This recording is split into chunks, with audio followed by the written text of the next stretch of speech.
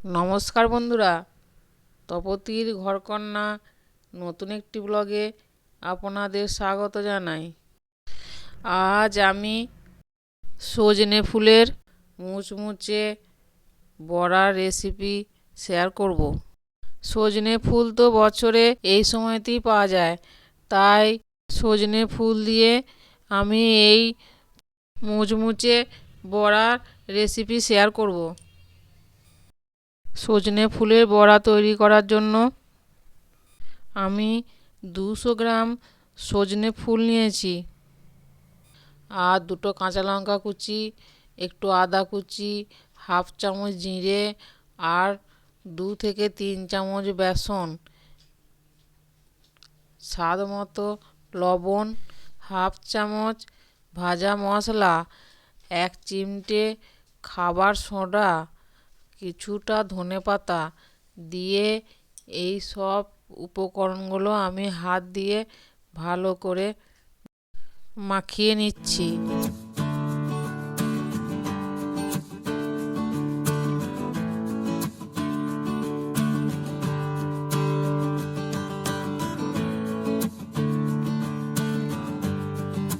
দেখুন, আমি একটু জল দিই নাই, লবণ দেওয়া আছে, তাই ফুল থেকেই জল বেরিয়েছে, তাতেই আমার মাখা হয়ে গেছে।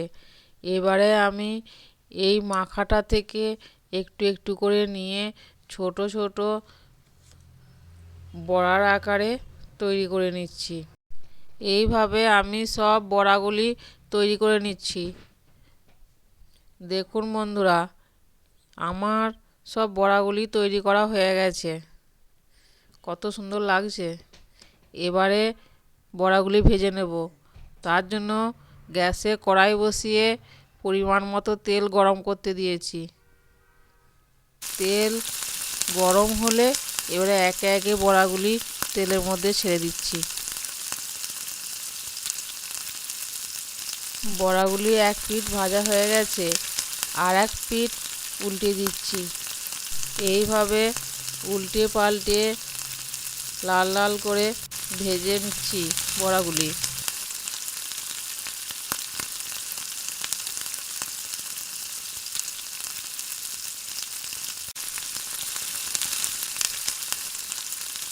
প্রথমবারের বড়াগুলি আমার ভাজা হয়ে গেছে, এবার আমি একটা পাত্রে তুলে নিচ্ছি। এইভাবে আমি সব বড়াগুলি ভেজে তুলে নিয়েছি একটা পাত্রে। দেখুন বন্ধুরা, কত সুন্দর লাগছে, আর খুব মুচমুচেও হয়েছে। একটা স্ট্রেতে আমি ধনেপাতার চাটনি আর টমেটো সস দিয়ে পরিবেশন করছি, আর একটা ভেঙে দেখাচ্ছি। দেখুন কত সুন্দর দেখতে লাগছে, আর খেতেও খুব টেস্ট হয়েছে। বন্ধুরা, এইভাবে আপনারা বাড়িতে বানিয়ে খাবেন এবং সকলকে খাওয়াবেন, ভালো লাগবে। এটা চায়ের সঙ্গেও খাওয়া যাবে, আবার শুধুও খাওয়া যাবে। বিকালের টিফিনের জন্য ঘরেতেই বানিয়ে নেওয়া যায়। বন্ধুরা, আমার এই সজনে ফুলের বড়ার রেসিপিটি প্রথম থেকে শেষ পর্যন্ত দেখবেন, আর যদি ভালো লাগে তবে লাইক, কমেন্ট, শেয়ার, সাবস্ক্রাইব করবেন। আজ এই পর্যন্তই, আবার দেখা হবে অন্য কোনো ব্লগে অন্য কোনো রেসিপি নিয়ে। ততক্ষণ সকলে ভালো থাকবেন, সুস্থ থাকবেন।